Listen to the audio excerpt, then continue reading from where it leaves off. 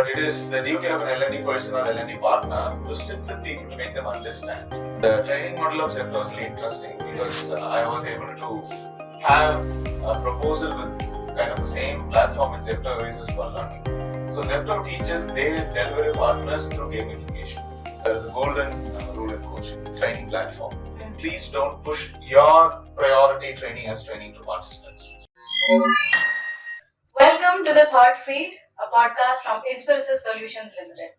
So, our podcast is exclusively thought leadership and expert insights from various domains, where we come up with many people who share their fresh ideas and perspectives in their respective domains. So, I'm Yamini, and I'm here to dive into the fascinating world of learning and development, which you all know is all about how organizations help employees develop their skills and allow them to move forward in the competitive landscape of business, and where their skill set is beautifully exhibited. So today we have with us Abinash, who is our L&D manager, and we'll dive deep into the topic where he will share his expert insights on how L&D functions and how L&D really helps people to flourish in their careers. So let's get started. Hello Avinash, how are you doing today? Hi, I'm doing good today. Tell me.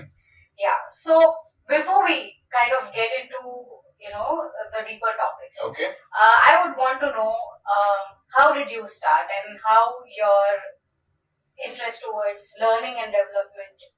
The gamification actually sounds, as a word itself, sounds quite maybe because today we have like different people from different age groups coming together and working. So would it be equally exciting for people who do not belong to like the current generation still feel excited about the gamification aspect? That's a brilliant question. The main essence of bringing gamification is to bring out the child inside you. So everybody has or should have undergone a learning process through games in their life.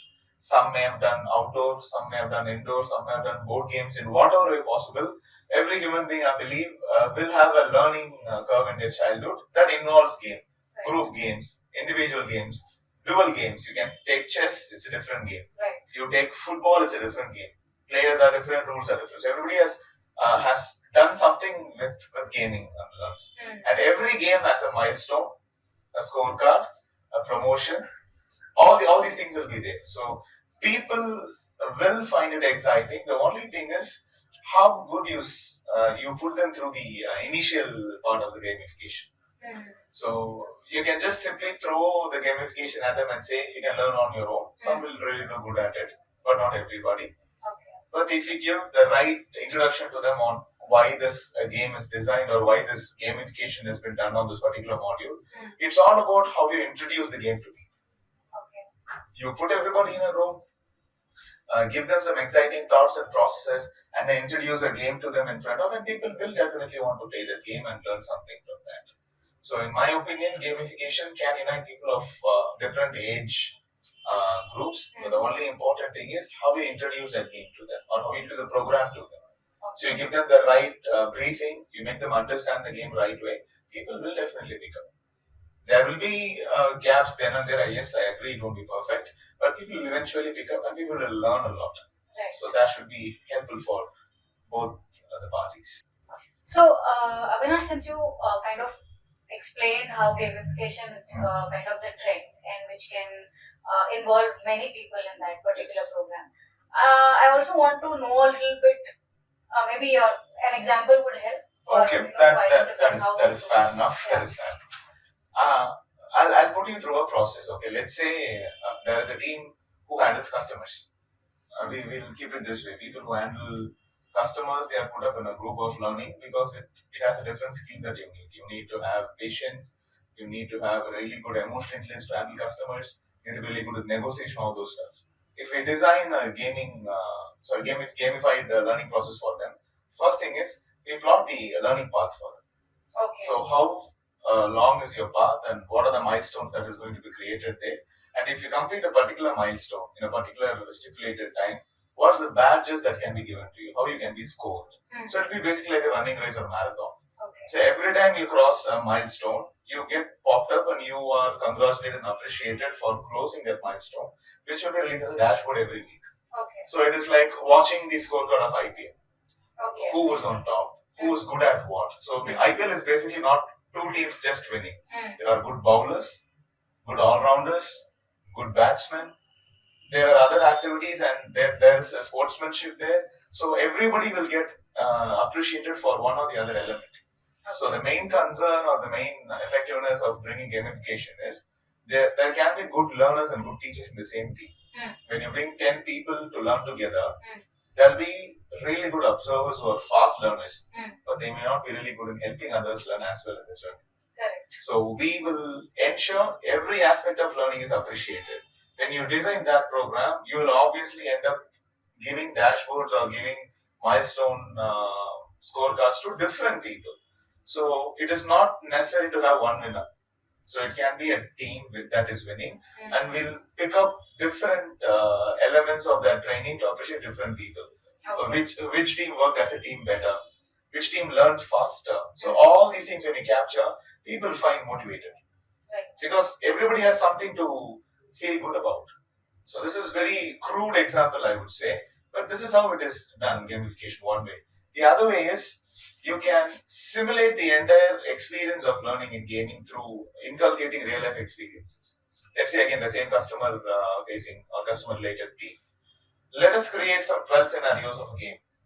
People are given logins, they're going to enter into a game, and this character which is played by them, that character has to interact with other characters in the game. Right. Where the game will start that you're entering into a mall. Now you have three options to choose: store A, store B, and store C. How will you choose this store? So you, as a player, you will think which store looks good, which color that is good to me, or basically how the store is designed or what.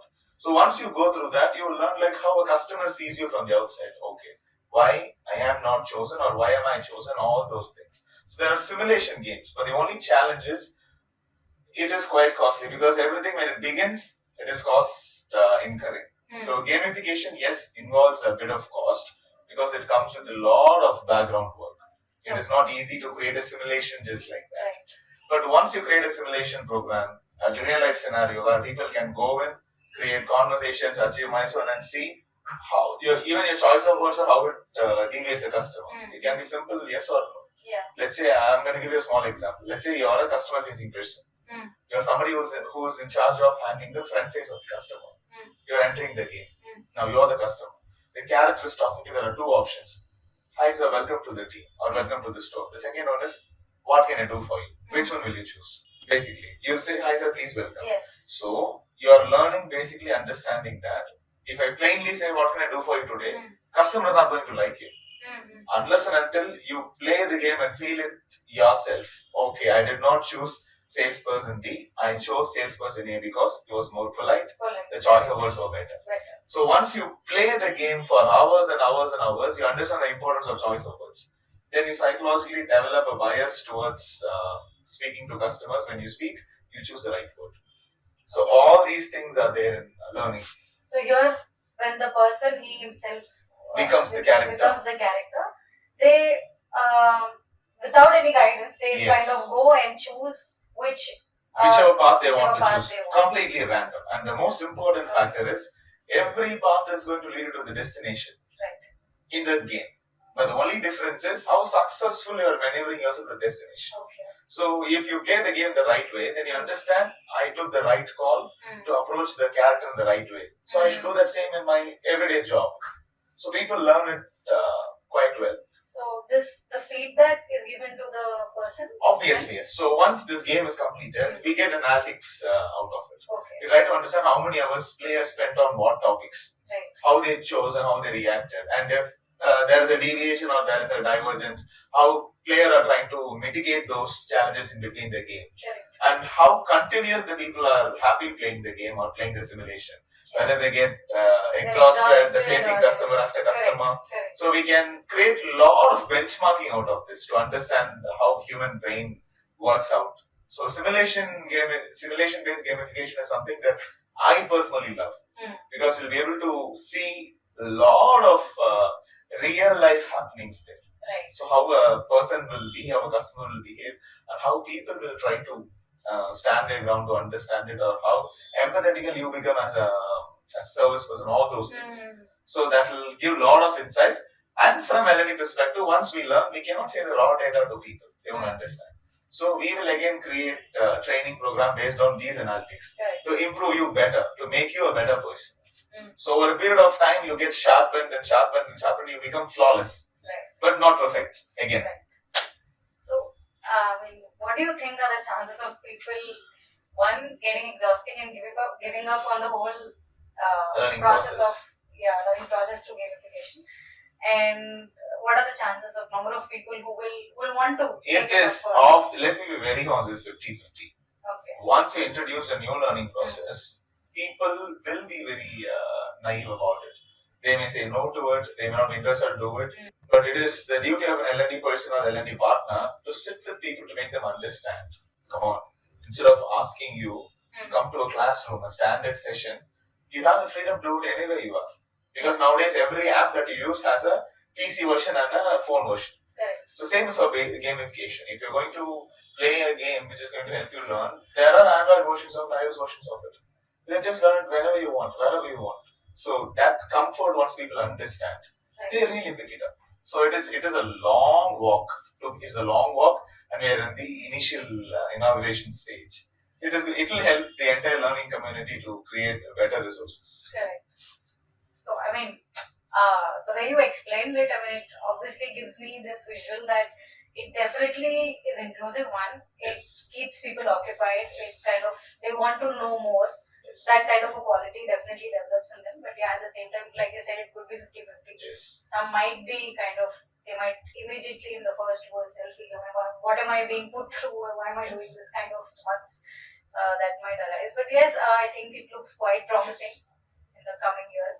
So, has this process started? Do you think? Yes, a lot of companies have started. To name one, I would like to name Zepto. Okay. The training model of Zepto is really interesting because I was able to have a proposal with kind of the same platform as Zepto uses for learning. So Zepto teaches their delivery partners through gamification. So they have an Android app where people will start learning how to arrange the orders that is given to them. Okay. How to name certain international vegetables, because most of you do not know what a broccoli is. Correct. A partner may know what is a cabbage or what is a cauliflower, but broccoli is something that is new to them. So Zepto has taken the last milestone to teach people in a very practical way, where people do it like a game that they play in their phone, to understand, to name the objects, how to arrange them before the delivery, and how to present themselves during the delivery. And you can see Zepto is picking up really fast in all the Tier 1 cities. The service is becoming better, all because of gamified process of learning. That is one example I'd like to go to live one. Yeah. So since we spoke so much about gamification and what all involves in it, I'm sure it is definitely that we need a proper planning for it, for anything that matter. So I want to know that how making or preparing an effective learning plan can help people to reach their goals. Okay, so since I also do coaching, there is a golden rule in coaching. You let the person guide you. Because let the person guide you. Okay. And whenever you go for executive coaching, when you coach or do mentorship, the most important thing is you just go with the flow on what the person to be coached starts off. So that's the golden rule we follow in coaching. You let them guide you and you coach them all the way. Because people basically will come out with issues they feel prioritized first. You may have 2, 3, or 4 skills that you need to be trained on. I will decide a particular skill as a priority based on what? Based on basically the business demand and my personal experience. But what if you have a different thought in your mind? You may want another skill as a priority. But if I put it in the later part of the training program, you will be somebody who will be waiting for the other programs to give it over to reach to the actual interesting skill that you want. When you said the person, it is the one who comes to learn. Yes. Okay. Yes. So the one who comes to learn, the person who wants to learn. In my suggestion, this is something that I want to say to all young budding trainers or corp trainers who are coming into the training platform. Please don't push your priority training as training to participants. It is not going to work out. You let them choose what kind of training they want first. That is basically something where people will be more attached towards the program. Otherwise, what will happen is you may develop 40 to 45 hours of training program. People may want to finish a particular 8 hour first. Right. The other hours will have less priority. But if you keep this particular 8 hour the last program, all through this journey, they'll be waiting for that to happen instead of concentrating on the actual program. So this is something which I understood over extensive years of training. So you cannot push people to take a particular training. You should not push, to be honest and ethical. So what you can do is you can create a learning journey with milestones scattered around. It is again bringing gamification into learning part. You create a learning journey with scattered milestones and ask people to pick up whichever they want to pick up first. If you let that do, let's do a small experiment. We'll have 10 participants. All of them are freshers. I have 5 skills, let's say communication, grooming, email writing and email reading. Another thing is negotiation. Another important thing is convincing skill. Let's say somebody is prepping themselves for a sales job. There are 10 persons who have to finish all these 5. Basically, what happens is people will say, first, we'll start with communication all these 5 people. It's not going to work out because there could be a participant who's really good in communication already. He or she may want to do negotiation first. So what you do is you have to design, you have the 80-20 rule. 80% of your training should be self-learning. The remaining 20% should be where a trainer has to sit and engage them on the learning process. So once you get to the 80-20, people who pick up their first milestone, let them learn this first phase. Once they enjoy the learning process, at the end of the training, when they come to a trainer, basically a mentor or a coach or a trainer, they find it fascinating and they have a lot of learnings. It is basically exchange of ideas. Instead of pushing them to one particular straight military style of learning curve, where I said A, B, C, D. Irrespective of your interest or your skill gap, you're going to go through A, B, C, D. No. Right. If somebody has to go to D first, let them go. If somebody has to go through C, B first, let them go. But at the end of the day, they'll have to complete A, B, C, D. That's the simplest version of telling how to plan a learning path. And what will happen if you do this? Another question. Learning becomes more meaningful. First thing, because I always believe impactful learning is actual learning. Otherwise, there is no point in putting somebody through a rigorous learning program.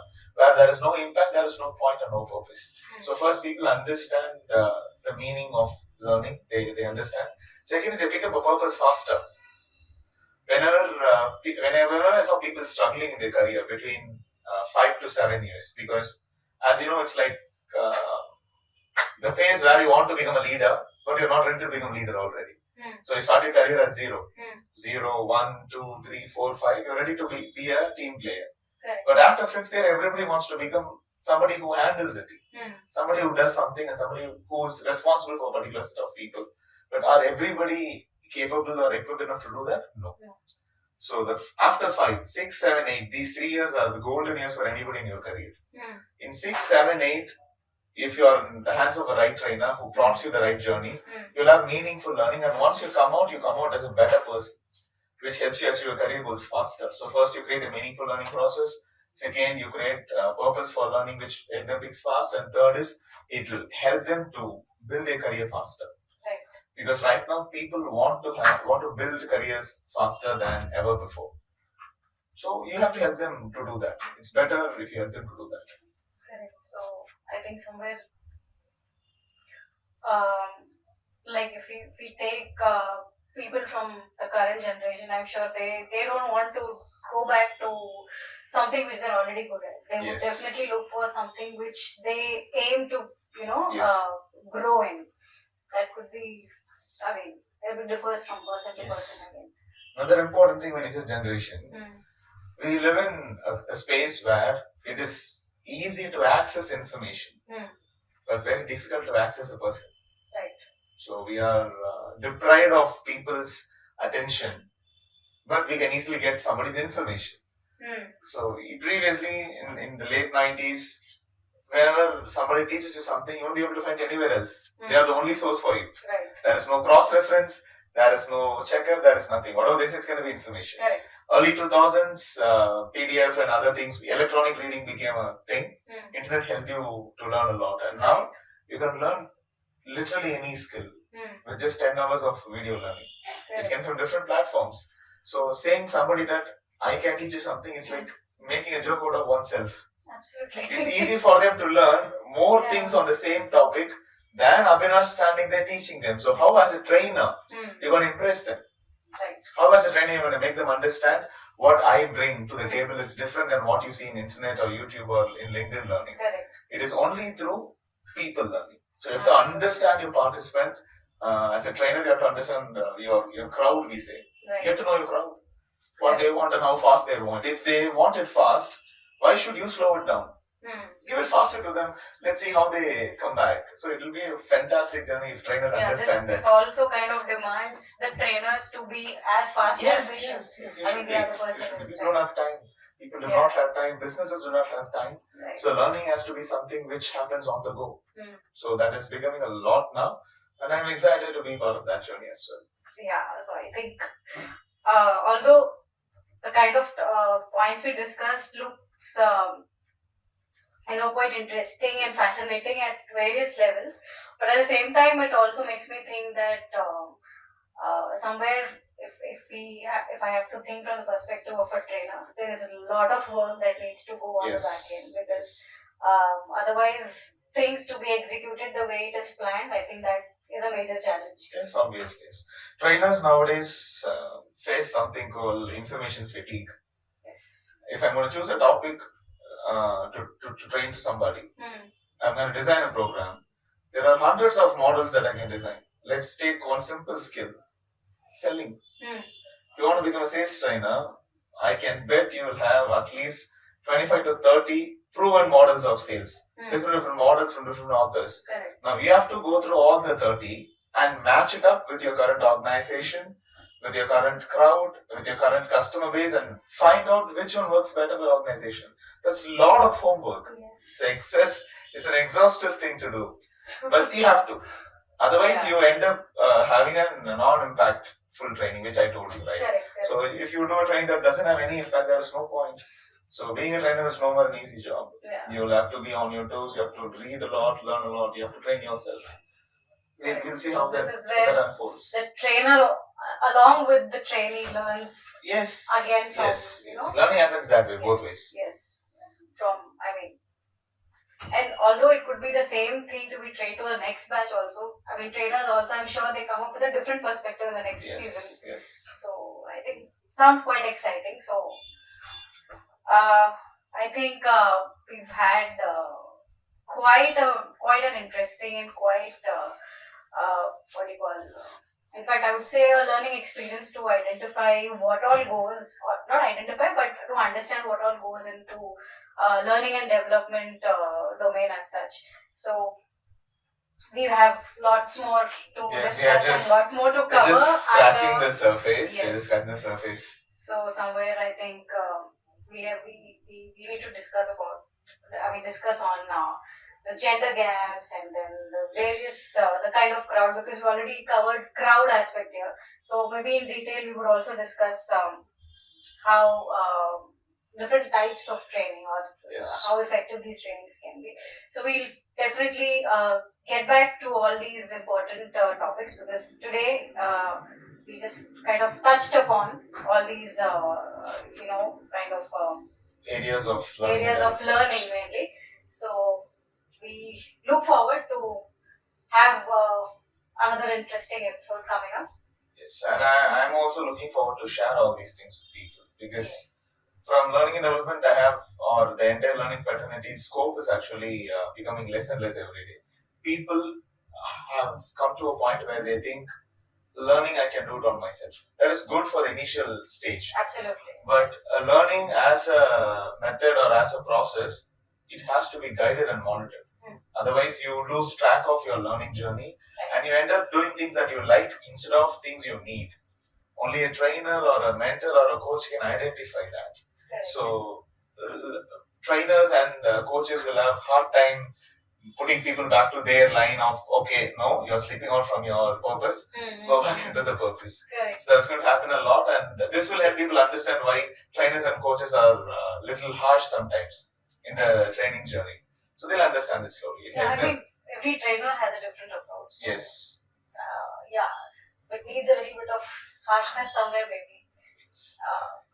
It's all part of the game, to be absolutely, honest. Absolutely. So I think we've had a interesting start, and all the viewers and listeners, stay tuned for the next episode with Abinash. Yes. So until then, see you. Thank you. Every training needs to have activities. You cannot just pull up a fancy slide from an AI, prepare animations, really well videos, and then let people. It's not going to work out. You have to bring people into the topic. When you prepare a nice, beautiful skill content after 100 or 150 hours of the research, when you reference so many authors, when you reference so many frameworks in your brain, people will easily find a flaw in that. It will be heartbreaking sometimes. Correct. But as a trainer, you should be ready to take that criticism. Training is something that you cannot do if you do not have it. You need to have it in you. Only then you can deliver it the way it should be delivered. So that is one thing I learned from my mentors. Everybody can try to become a trainer, but you become a successful trainer only when you have it. If you have designed the program really well, you should know, or you will know when people will question. Absolutely. So you are anticipating the question when you are even preparing your content. That's how